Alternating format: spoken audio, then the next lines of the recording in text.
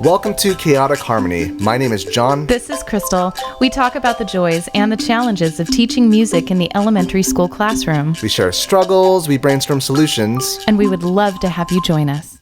Welcome back for another episode. Here we go. Here we go. So, today we're going to talk about something that I think everyone can relate with. Mm-hmm. I mean, if you cannot, let us know. I'm really curious.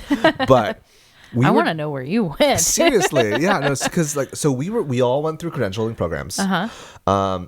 And I was a music ed major in undergrad. I was not. Mm-hmm. I was a music comp major and music ed major. I mentioned this in probably one of the earlier episodes, and we'll probably get to that in a bit. Mm-hmm. But the thing was, as we went through our programs and also through our credentialing programs, we looked back and we realized, there were some holes. There were a couple holes, maybe a lot of holes. It was like Swiss cheese. Like, why didn't they teach us how to prepare why didn't they teach us to prepare for us when we taught in COVID?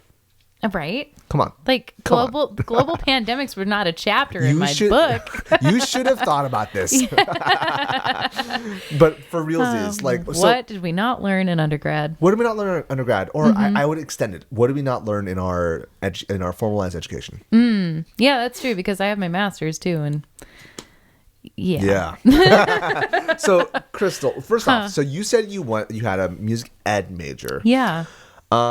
Before we get to the negative elements, Sure. What are some things that you learned there that were positive? Oh my gosh, so many wonderful things. I feel like the most important, specifically for music ed. I know I'm trying to zone in, but I was thinking that. Yeah. The most important thing I think you get by going to school is the connections. Definitely. You get mentors, you get friends, you get people who align with your philosophy. And you learn how to work with that. Got a really good looking guy out of the deal too. So, hey babe, the man behind the curtain, not him, not Jonathan.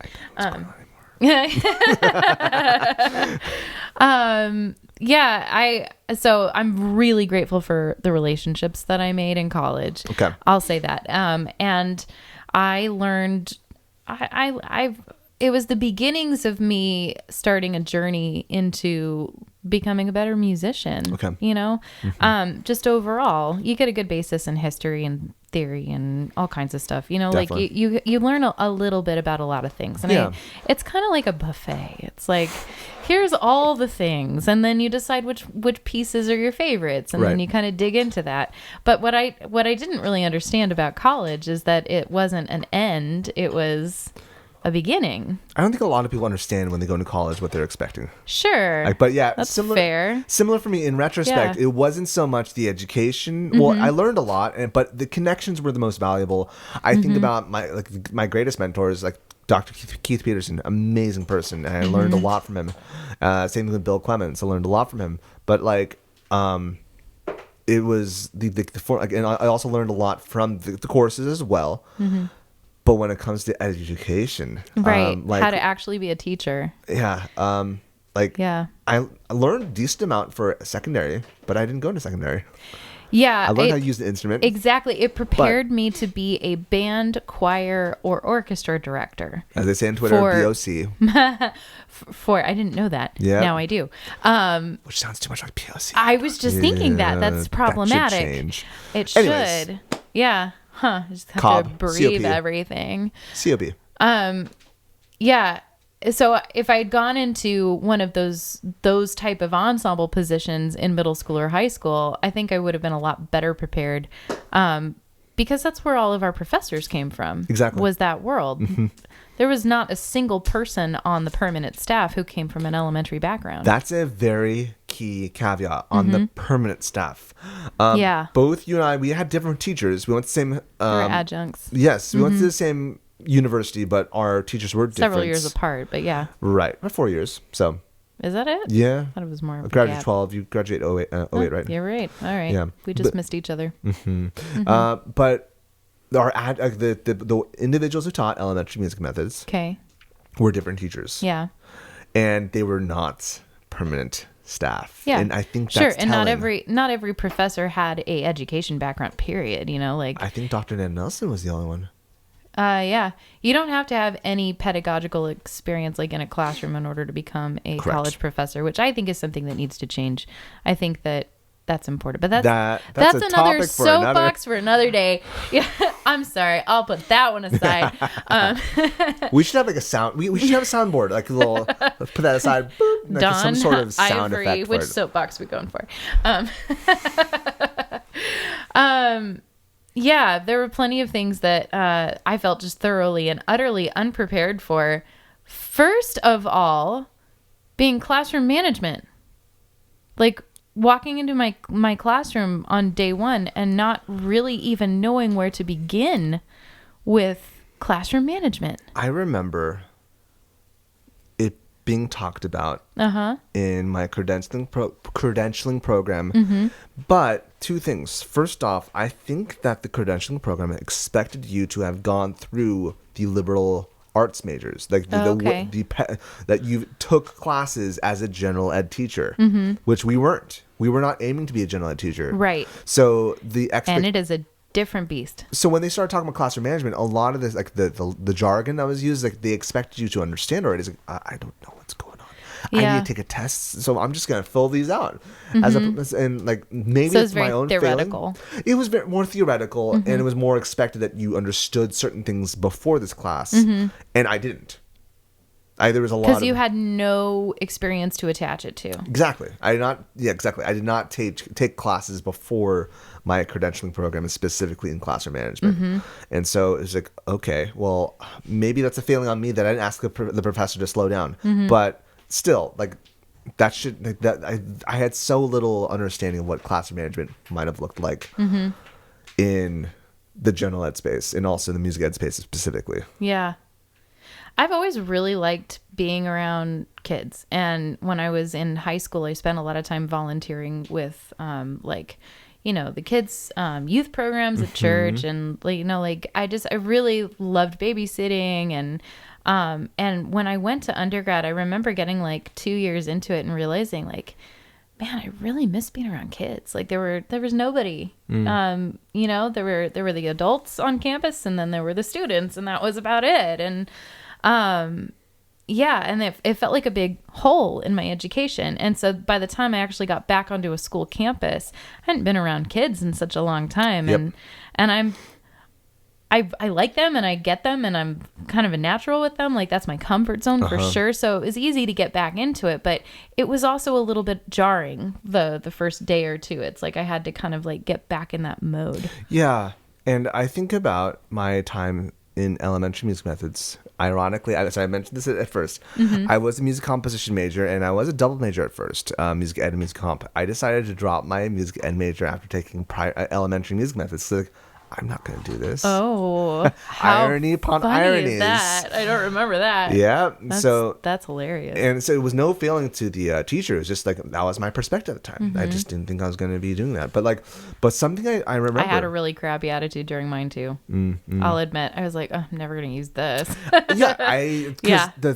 The paradigms and the systems that we were taught was that you were going to teach band, orchestra, I've choir. never even heard of an elementary music job. Exactly. It's like, what is that? It's like that. Just we sing little like is this a theory that this exists? How is this a thing? This sounds chintzy. I'm sorry. It sounds chintzy. It did. Yeah, it did. And even my first couple of professional developments. Serious enough. It didn't sound serious, and it didn't sound again because we didn't have that. It just doesn't sound musically satisfying to teach these songs. Like, okay, you're on your own. Can't dig into Bach, But, I mean, actually, no. In that part, you are not wrong. Like, not so much that's Bach, what I'm saying. but like, just like higher level, I guess more we're gonna skilled sit musicians. in a circle, sing some Rafi. Yeah. Kumbaya. All right, boys and girls. Yeah.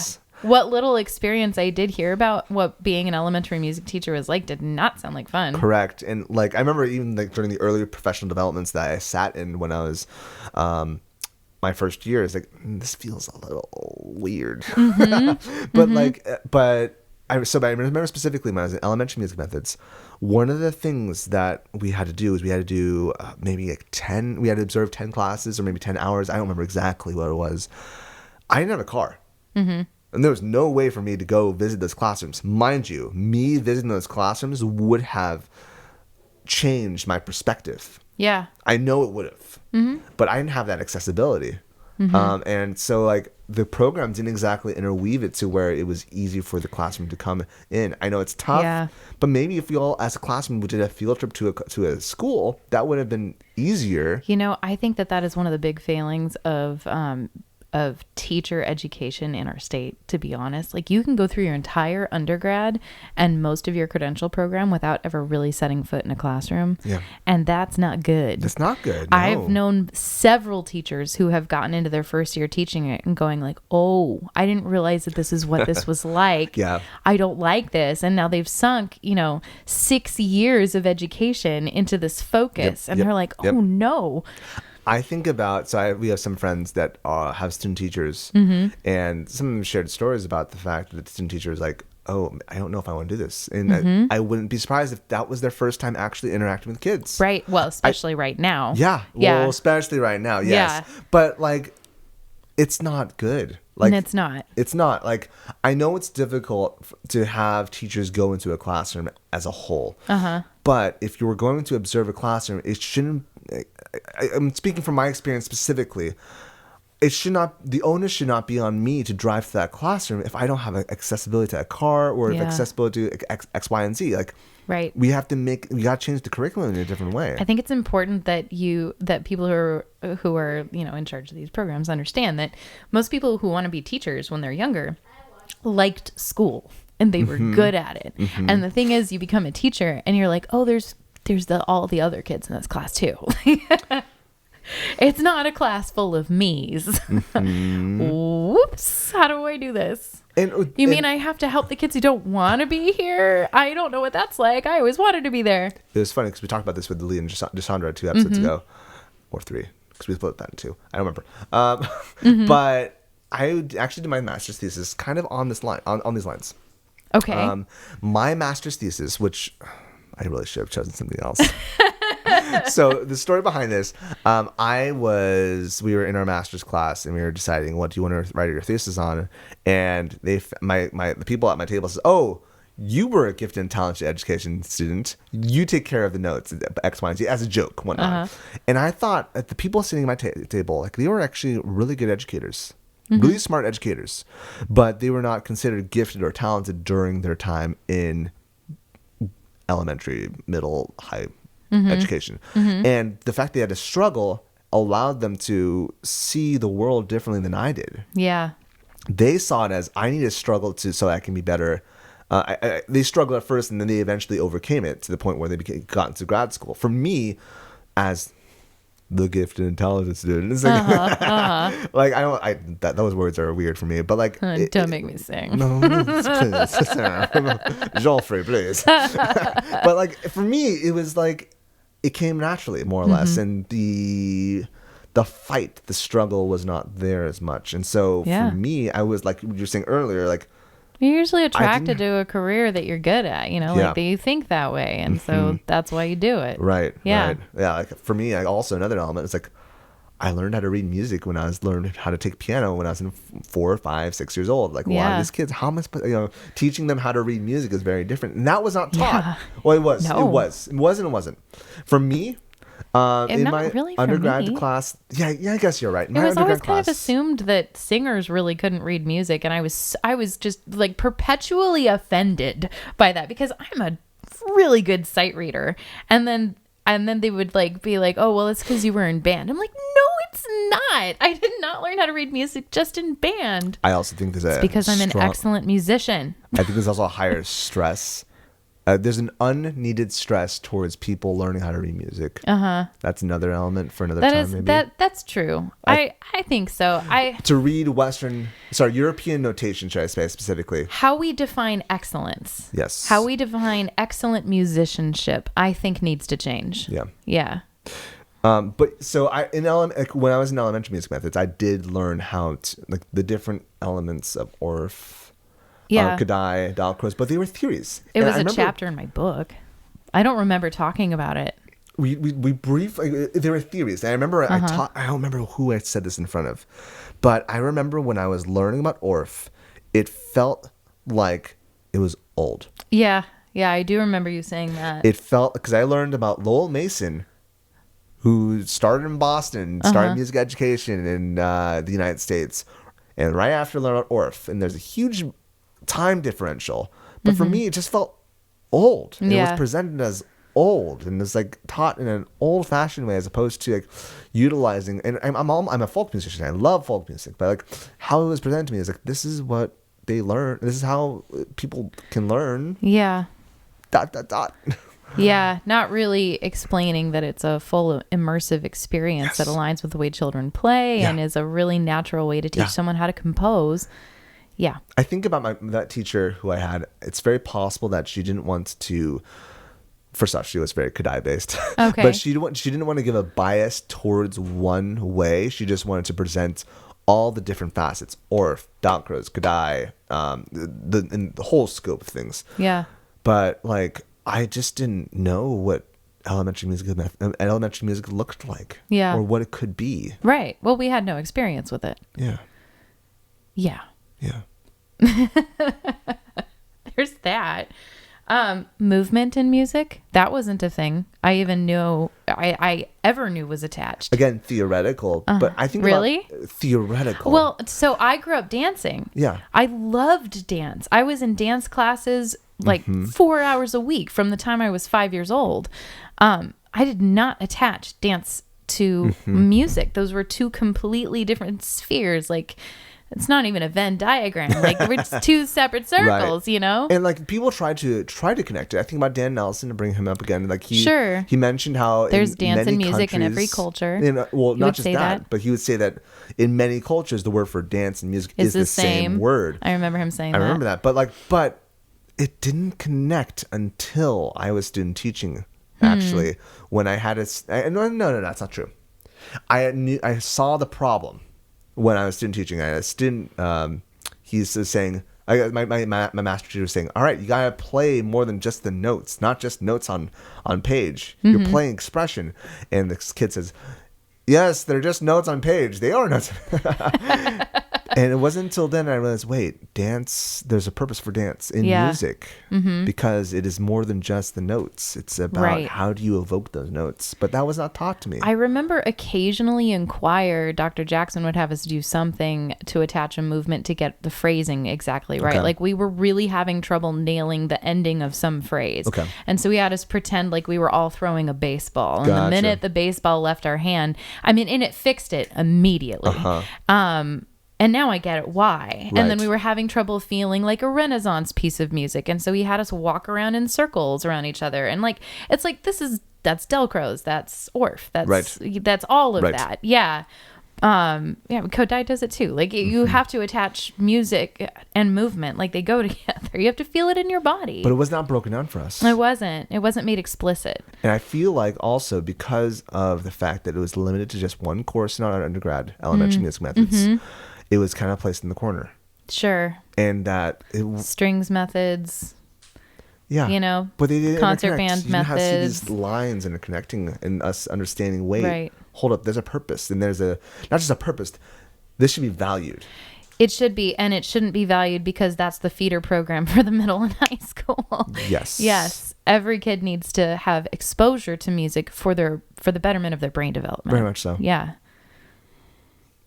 So, movement. Movement and music. Here, I'm looking at my notes. Sure. Let's see here. Oh, okay. So let's dig more into classroom management because you're right.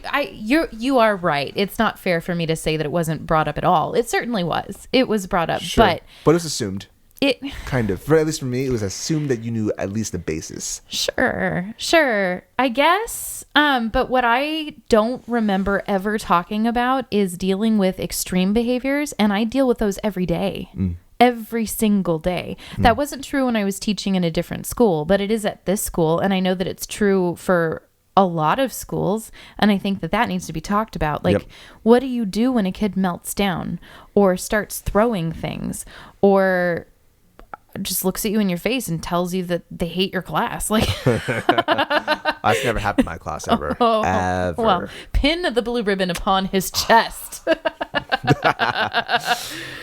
It's happened a lot. Oh, it's happened in mine. I had a kid standing in the doorway on Friday going, "Teacher!" like trying to get my attention. Okay. The whole time. Okay. This went on for 30 minutes. And I was like, and I tried to go over and talk to him, deal with him, tell him, this is not how you get my attention. You need to raise your hand. But oh my God, that's just how I radioed for help. And they brought someone over as quickly as they could, but we're short staffed. Like we talked about in our last episode. Yeah. Yep. Yeah. So extreme behaviors. So not special needs, just extreme behaviors. No, not special needs. We'll see that for next bit. We need to talk about that. Yeah. No, these are just general classroom kids who don't have a one-on-one, don't qualify for a one-on, maybe don't even have an IEP. Like just kids who need extra help. I think of a lot of students that come through my school that have had like have suffered PTSD for some reason. Yeah. And there are different reasons. And for us to think that, those are special cases, lo and behold, they aren't. Yeah. There's a lot. I mean, maybe they're like special is a broad term, but like it's more than you think. Yeah. Yeah. And like I know our school focused on MTSS, like breaking down the tiers of, not just school, our district focused on breaking down the tiers of like students of different behavioral needs, and there's a reason why different we break levels down, of trauma. Correct. Yeah. And like especially this year, yes, where we talked about this collective and individual trauma that we've had. Right. Like we're going to be having a lot of different behaviors, and I feel like my music education focused so much on theory, and there was benefits and philosophy, and TBH, the philosophy was the class that really honed me in, because it forced me to think about my own personal philosophy and do my actions reflect that. That's good. But that was one course. Yeah, that was one course. I enjoyed it. I'm not knocking it. Yeah. I really enjoyed it, but when you're in survival mode, you don't have a lot of time to think about philosophy. So, yeah, I think I had a kid who exhibited extreme behaviors a few years ago, and I had never received a single training about what to do if a kid was going to go run out of my room. Like I never ever had anyone talk about that, and I didn't know how to react. I thought like, this is my responsibility. This is going to reflect badly on me. If this kid leaves my room, I'm responsible for them. I don't want them to go get hurt, and I had no idea what to do.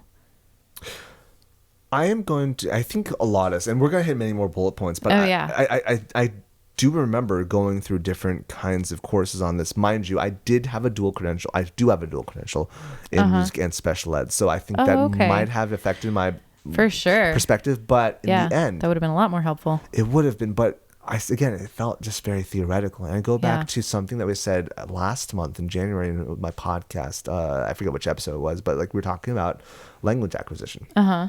And the 4 elements that Gabriel Weiner breaks down. It's like, and it's function, it's sound, it's structure, sound, function, and personal experience. And everything, in order for us to give so much information in a short time, direct instruction, it only got to the lower levels 1 and 2, higher, low. I don't know how you want to group that, but it didn't grab me deep. And so for me to think about, I do think about Maslow's hierarchy of needs. Yeah. But what does that even mean? There's no personal connection. Yeah. Until you actually see it. And there wasn't enough hands-on. There wasn't enough hands-on. And so much busy work. There was a lot of just work to check things off, and if you learn that way, amazing, more power to you. But like, not everyone does. I can hack it out, but I don't think it's sunk in very far. I know how to take a test. Yeah, sure. I know how to. That's. I remember people. I can write a paper. What is it? People saying the GATE program, GATE. I forget what exactly. Gifted and talented education. That's what it really means. But the joke was like, it means you know how to take a test. There's some sort of joke acronym. That's really what it is. I know how to take tests. I was taught how to take tests. Taking exams? Something like that? Something, sure. All right, whatever. We'll stamp it. Awesome. Sure. But yeah, so like there was not enough hands-on. In the special ed, I had more observational time than general ed because I had to do double hours pretty much. One for my special ed credential, one for my music credential. But like just was not enough. Yeah, it's true. And in doing so, there's no personal association. You know, see the kids failing or succeeding. And I look at all the holes in our education. And I think about, I made so many mistakes at the beginning, but something that I've always fallen back on, and I think is, I bring it up all the time. If you're not a first-time listener, you've heard me say it almost 60 times now. Like, the most important thing is that the kids know that you like them and that you're happy to see them. And you have to be a good human being. You have to be a good, safe human being who is genuinely happy to welcome them into your classroom. And that doesn't fix everything, but it sure as heck fixes a lot. That is your philosophy, I think. And, okay. And I resonate with that. Yeah. But I think about a lot of general ed teachers who believe the notion that you don't smile until 1:45. Well, yeah, but you can be a warm demander. Sure. Like, the kids can still know that you have their best interests in mind, and you can run a very tight ship. We have one of our 6th grade teachers who's like that, and his kids adore him, and he wins that love. And he's a former Marine, and he runs his classroom like a former Marine does. Yeah, like, I think he's the perfect example of that. So yeah, I don't think that those things are opposite at all. Like, but he comes off being a safe, trustworthy teacher a lot differently than I do. Yeah. Yeah. I also think the fact that general ed teachers see them much more than we do is another element. Yeah, we've talked about that before too. There's a lot less room for error because 7 hours a day versus 40 minutes a week. Right. Yeah. But yeah. Right. But I still do believe that that's a philosophy that you have that not enough teachers do. Well, yeah. And I think I agree. But that's why I keep saying it. Yeah. Yeah. Yeah. Yeah, I mean, you can try all the different classroom management strategies in the world, and some of them will work for you and some of them won't, because some of them are a better fit for your personality and some of them aren't. But I'm telling you, none of them will work if the kids don't believe that you love them. True. I mean, yeah. We no longer exist in a society or in society is the wrong term, in a system where the kids come to you and they will learn and they will leave. It's like that. I feel like that was the expectation. It's like, oh, you will come into my class. Your expectation is to learn. If you're not learning, then you will be punished. And I think we no longer live in a culture where kids just come expecting to obey.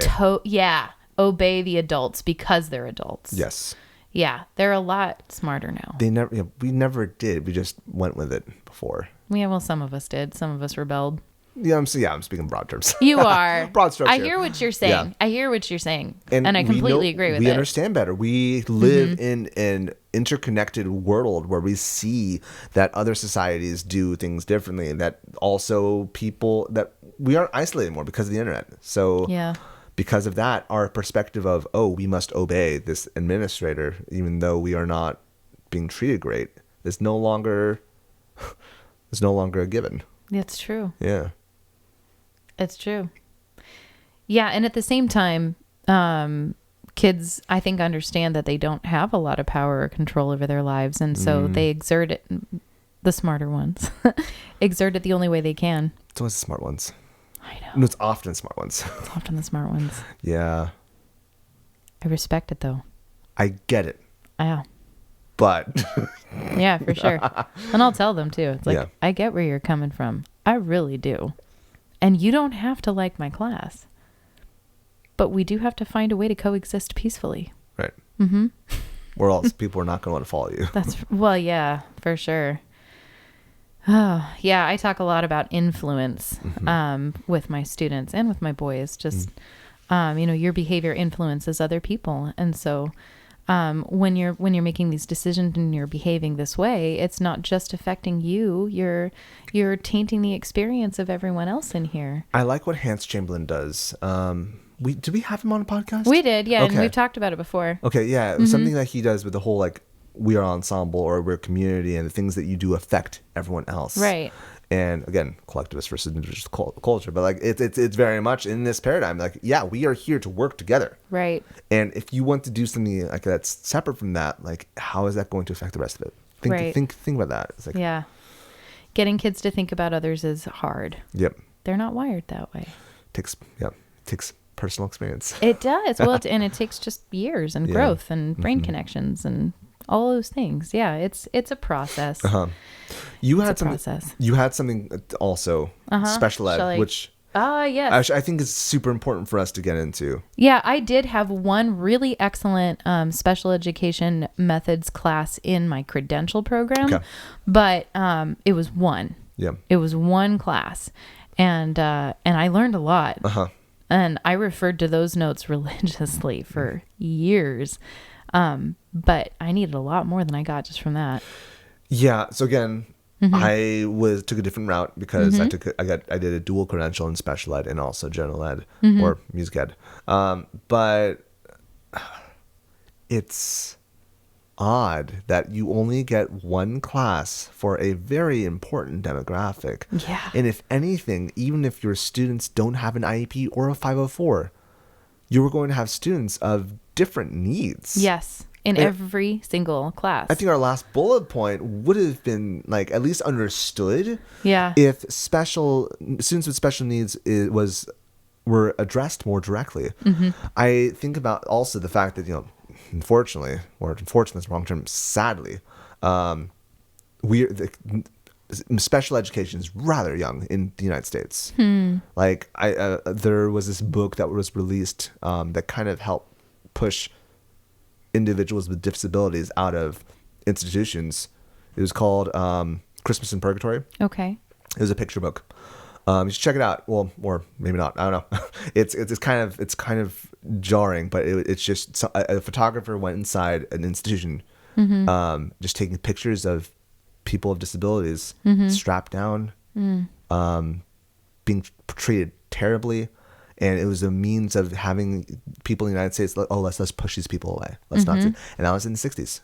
Yep. 1960, I don't remember the date, but it's still pretty new. I recognize that. But it is super vital for us to change our paradigms immediately that we have students with different needs, be it with an IEP or not with an IEP. And it's like, we're no longer in the 60s. We're no longer in the Victorian era where we can just focus on being a prim and proper individual, backs up straight, and stick our minds into the conveyor belt systems. We all have different wirings, and we need to understand how we can interact as a group with that. And I believe that we're better together, and that that integration and inclusiveness are always the better way to go. I think if it's done right, true inclusiveness. It's not easy. It's not. It is a lot more work, and you need more people. Need more people. Qualified. Trained. Good humans. And in doing so, we need more support for public education. Yeah. Anyway, we spent a big sigh last episode on that, but so more funding, more humans, more funding, more trained humans, but humans. I remember I was at some concert and I was talking to a student. Was it a teacher, a special ed teacher? It couldn't have been. It must have been just a teacher. I was at this event. I was talking with a teacher and we were chatting. This before I entered the music program. Before I entered as a music teacher. Got it. And I was sharing how, I'm pursuing special education. No, she was a special ed teacher.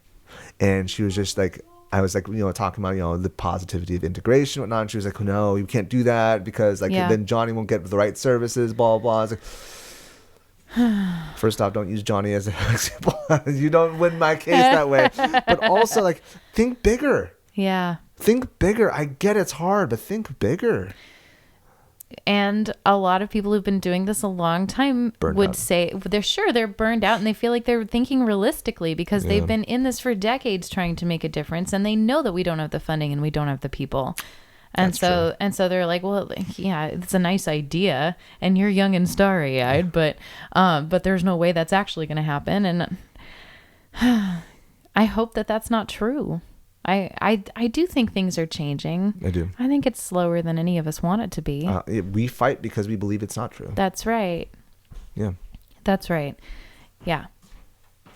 Yeah. I think everyone, I think there's just a big destigmatization of all of the different diversities that needs to continue to happen. Yes. Yeah. Yes. It is not just, I'm just going to call it. It's just, as I think about how it's not just a Midwest culture. Yeah. I think a lot of education spawned from that. A lot of educational ideas spawned from just this culture, this one area, and then we have to base our expectations off that. And I love the Midwest, don't get me wrong, but it's not just a certain kind of demographic. It's diverse. It is wider. People you're teaching is wider than you think, and it's not the people that you teach; it's the people that you teach. The kids that you interact will be interacting with them later on. Yeah. So you got to think bigger. Yeah, and kids, like, we're not. It's capitalism, right? Like, we're not factories. We're not churning out the same product. We're not churning out the same product, and every single child needs something different. And it's like we have that idea, and yet we also have this idea that we need to teach all of the same things at the same time, and we need to make sure that the kids are all getting, you know, the same information, and it feels like a mismatch in some of those messages that we're being sent with what being a good teacher actually means and how it's assessed. It's a desire, because it's funny, because it's a desire to be centralized. But recognizing that everything's different, but everything's more efficient when it is centralized. Sure. Like, I think about our district. Our district's wonderful, but there's also issues because it's decentralized, but the decentralization helps us. It's a weird mix. It's a weird mix. There's no easy way to do it. There's no perfect way to do it. I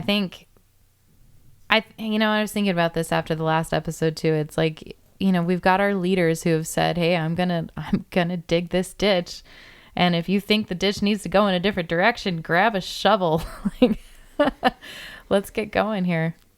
Yes, but my pushback against that is that people profit off of the ditch going a certain way. Yeah, you're right. That is the issue. Yeah, and they've got I think about, for example, they got a backhoe. I was baffled. I was talking to my friend Junia about this, like, who's an administrator up north. It was like, we both thought COVID would help change the scope of what standardized testing would look like. Yeah, there was a lot of hope around that. And it didn't. Why? It didn't. Because corporations wanted to make sure that they got money. Funded. Because capitalism. Yeah. Yeah. What did we not learn in our undergrad? Capitalism. What helps fund our undergrad right now? Not necessarily the most efficiently. Capitalism. Yeah. Yeah, it's true. We should consider talking about this deeper. Okay. Yeah. But there are a lot of holes in our, thankfully, there were a lot of holes in our undergrad. And I know that we're not alone in this, but thankfully, I think we did a decent job, like, leaning on each other when we first became teachers. I think that was the key part. And it was our community and making sure that we looked outwards as opposed to just relying on our own experiences as educators, students of education in our undergrad and credentialing program. Right. Find your people. Find the ones who will cheer you on. Yeah. Just like the people that you might see right here on the screen. Woo! You Hard can do left turn. So, yeah. Yes. We're here to cheer you on. We're here to cheer you on. And there's also, we have some really cool people that we have planned to talk to that will cheer you on as well. Absolutely. Share their own narrative as well that I'm sure that you will resonate with. But we do this. It takes a lot of effort and time to do this, and these lights stay on because of the community that's here. So we'd really appreciate it. Make sure you leave us a review, please. 5 stars only. I remember back in the season 1, I was like, oh, you can give 1 star, 5 stars. Just be honest. No, 5 stars, 5 okay? only. I'm looking at you. Yeah, 5 stars. Or I'm feeling feisty tonight. I'm feeling a little feisty. You can also send us a message. If this topic resonated with you, or if you have some criticism about it, we'd love to hear it. Send us an email at Carmine. And if you learned everything in undergrad, I want to know where you went, seriously. And send it to us at gmail.com. More Spiccato after the break.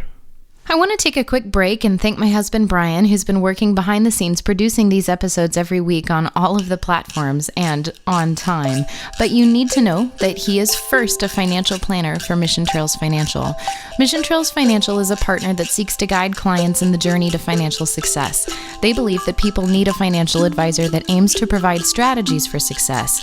Mission Trails Financial helps people navigate investments, tax planning, and insurance. Imagine working with an advisor who isn't tied to specific brands.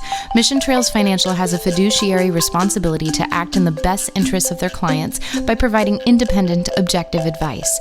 Their mission is to help clients accomplish their financial goals. As Joe Vitale once said, a goal should scare you a little and excite you a lot. Do yourself a favor and set up a time to chat with Mission Trails Financial. Visit www.missiontrailsfinancial.com or call 619-419-0238 to schedule a call. You'll be glad you did. We believe that leaning on professionals is how we get ahead. Check out the program notes for more information. I have a Spiccato, my friend, and it is a shoebox. Okay. We are not sponsored by this company. We are not. Okay, a shoebox. It's a shoebox. It's an empty shoebox. So I remember so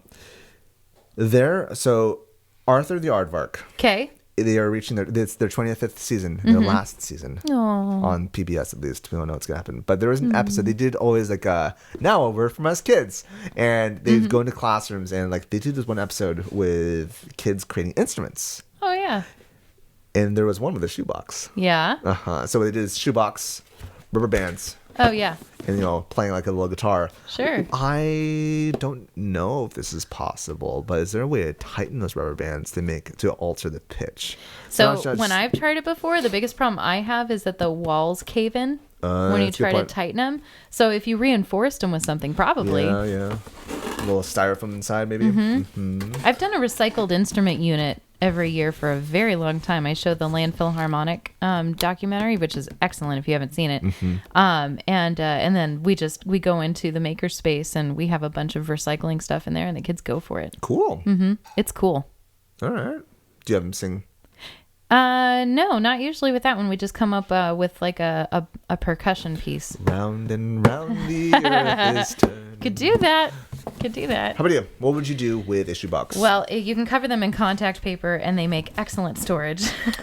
Okay. I mean, if you're... Okay. As a teacher, we need storage. We do. Yeah. We do, and we don't have budgets. And so, a lot of us are not high enough ones. But yes, of course, it's an excellent percussion instrument. I use them... sometimes I cover them with pieces of fabric, and I use them to help me with changing displays, too. In the classroom, or when I'm helping my art teacher get stuff ready for gallery shows. Then we cover shoe boxes, and actually she saved all of the boxes my ukuleles came in, and they do make excellent art displays. Actually, speaking of art displays, I'm thinking about level 1 ORF, the whole shadow box. Oh yeah, you could do that. You could do that. Cut the back of the box, the bottom end words, and then have some light shining on. Words are hard. Yeah. So that's an option. Yeah. I think they're great. I always save them. I try not to throw them away. If you have an idea about what How you would do you with use a shoebox, let us know. Round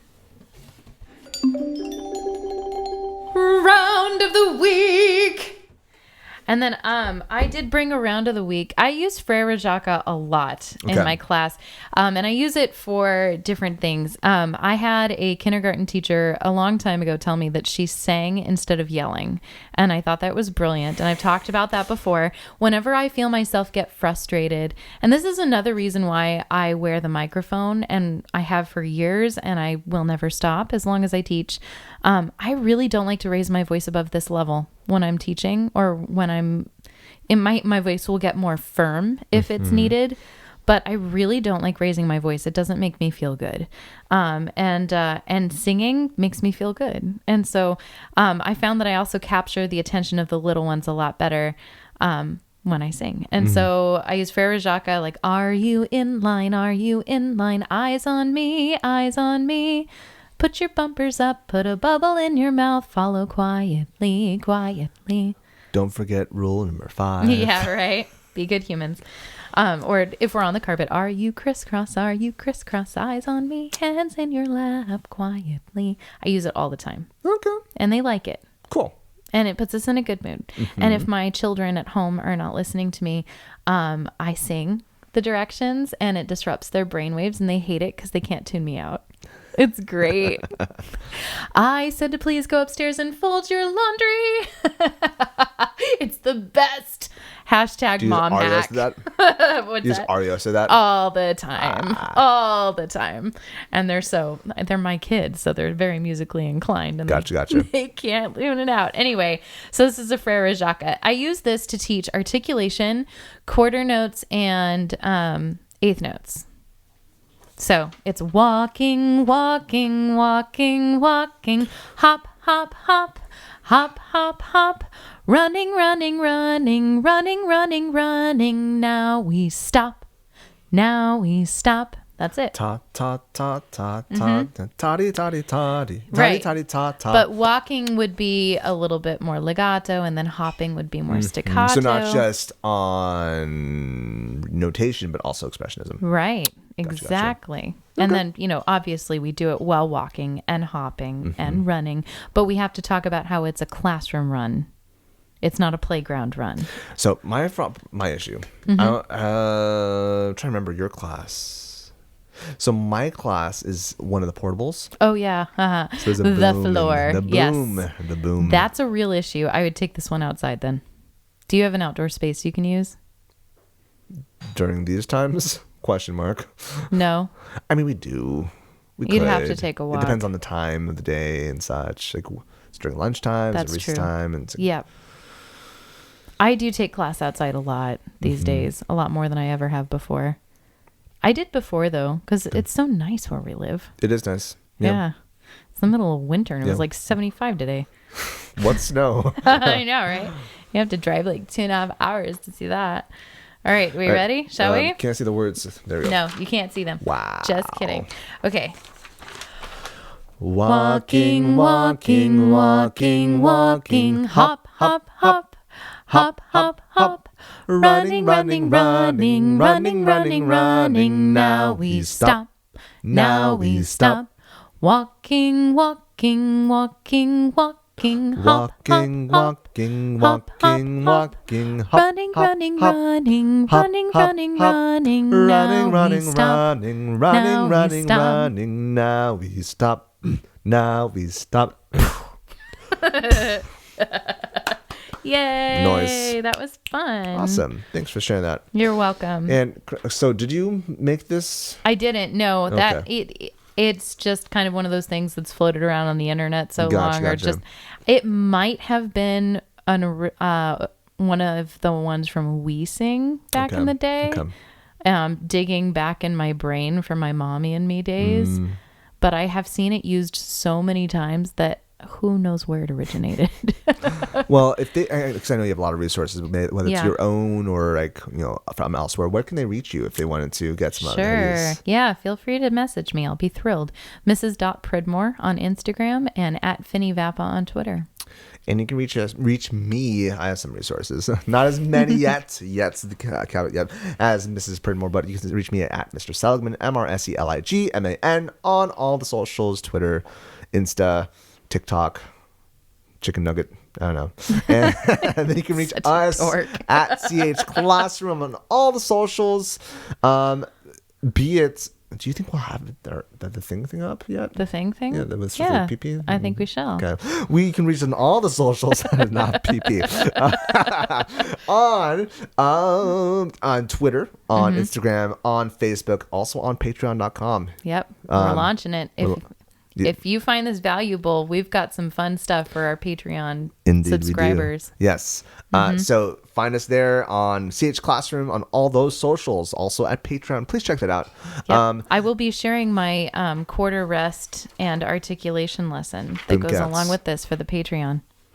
And except for YouTube, don't go there for CH Classroom. Go to Chaotic Harmony Classroom at youtube.com/Chaotic Harmony Classroom. You can also email us if you want to just chill or chat. chaoticharmonyclassroom@gmail.com. Let us know, actually, seriously, let us know if what we shared was resonated with you. Did you have a perfect educational background that taught you how to be an amazing elementary music educator? Please do let us know. We're curious. Or add on to it. If there's something that we did not talk about today that you have had a rough time with, that was a major hole in your undergrad, send us a voice memo. We'll play it on the air. Yeah, definitely.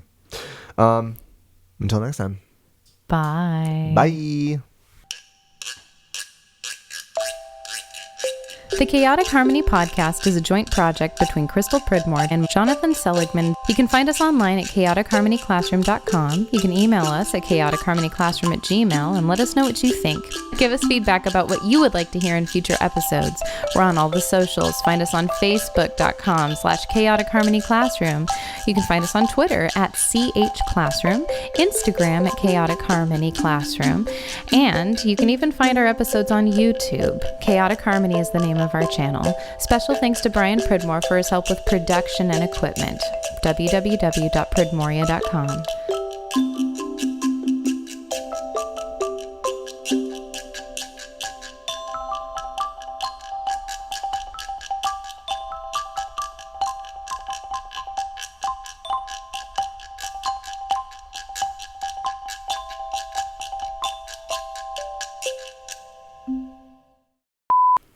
I'd like to take a quick break and thank my friend Jonathan for putting up with my